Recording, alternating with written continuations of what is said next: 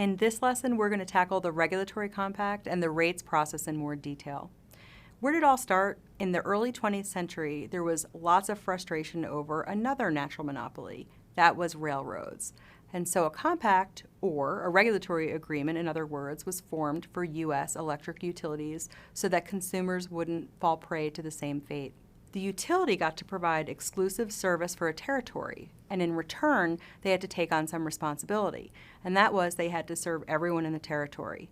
Now you can see how this would be a lot easier if people were concentrated more closely together versus if they were more spread out and located in rural areas. So for the regulatory compact, if the utility is the only electricity provider in the area, it's able to recover its costs and have a reasonable rate of return on the investments that it makes. Their return or their profit is equal to the market-determined cost of the debt and equity capital.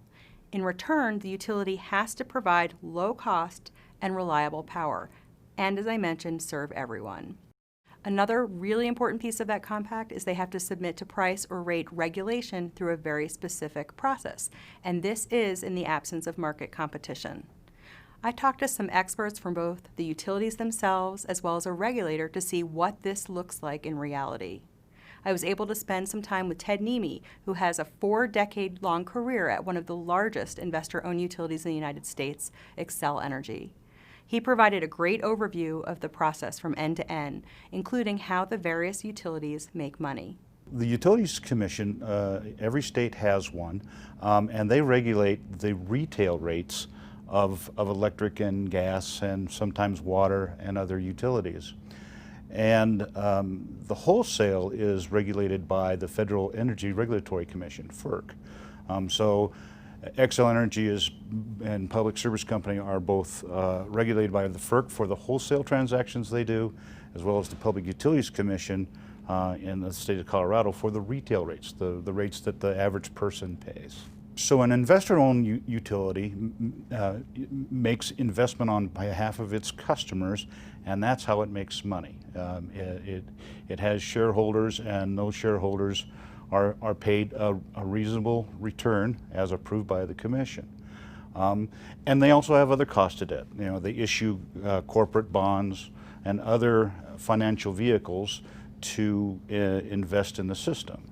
One thing that is common with any utility they are capital intensive, which is why they're monopolies or oligopolies, because there's a barrier to enter into the market because of the capital intensive nature of the business. As I mentioned, state PUCs exist in the absence of competition in order to play a key role in providing checks and balances on what the investor-owned utilities can charge. Let's hear more about this from Drew Bolin from the Colorado PUC. He'll help shed some light on this process from the perspective of the regulator in determining an IOU's rates. So when they do rate cases, they are basically filing to say we would like to increase rates on the ratepayers for these different reasons. And so what happens is there's a lot of stakeholders involved. You have ratepayers, you have small businesses, you have agriculture, you have low income, you have environmental considerations. And so the process is, it's referred to as a litigated proceeding. And a proceeding is simply a fancy word for a docket. And a docket is simply some kind of a topic in a file that you're working to work through in a litigated way. So this does look like a courtroom. The commissioners sit there. We do have tables and mics where interveners will go ahead and make their case, and then they can also be cross-examined by staff or the company or ask questions by the commissioners. So the main thing about it is it's to get all the facts on the table so that the three commissioners can go ahead and balance the costs and the benefits and make educated decisions.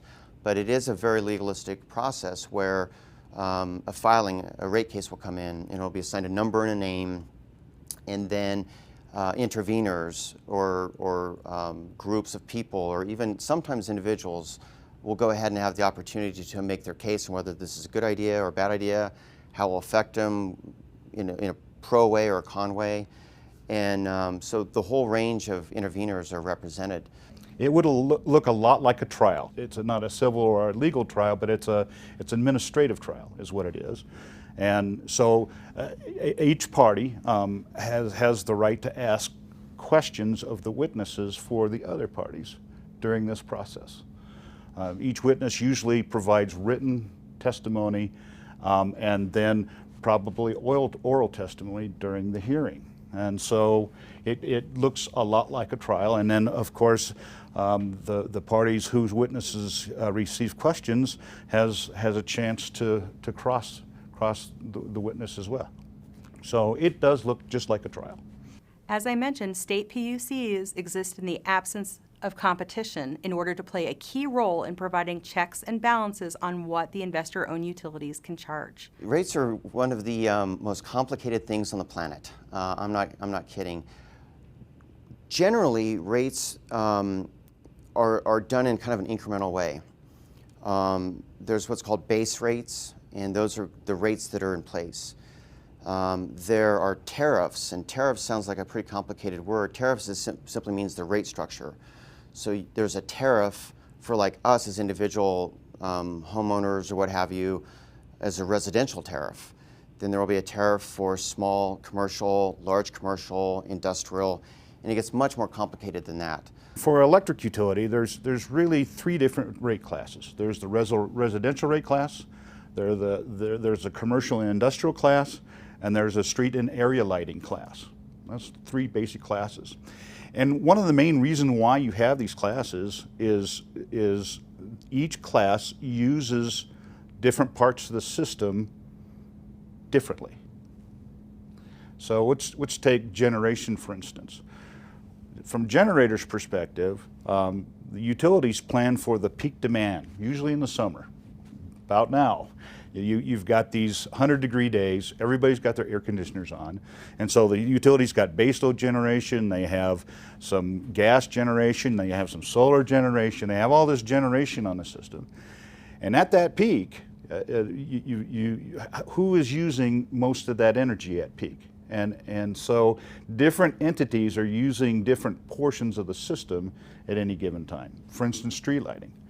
Street lighting uses no energy during peak, right? Except for perhaps a few hours in the wintertime.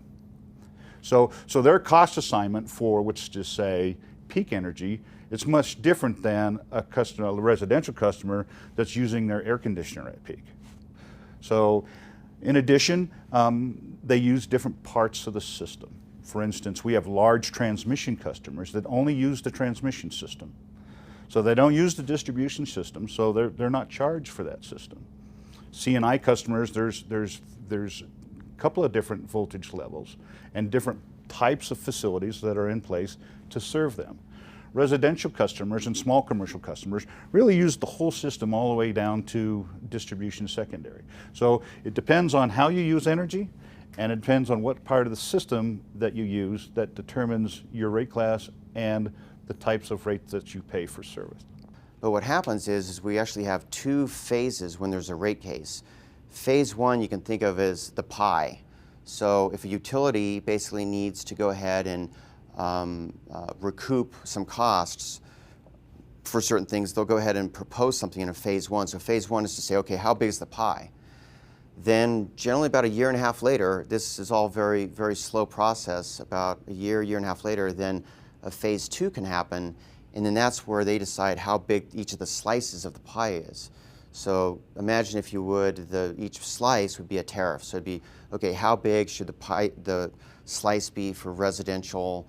How big would it be for small commercial, large commercial, and industrial, as an example? My rate cases that I've filed for Xcel Energy have ranged from 11,000 pages to 40,000 pages of information.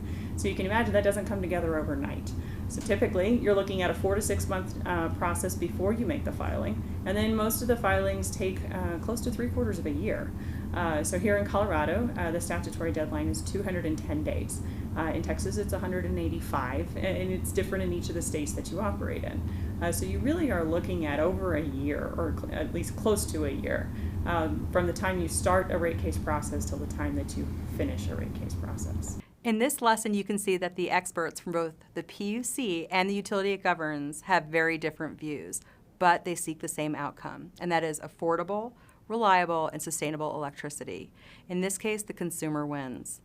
Throughout the module, you've seen that the creation and capture of value has been important regardless of the type of utility. In our next modules, we'll explore how the changes in technology and stricter regulations will fit into this regulatory compact, and we'll even look at some opinions on how things may change.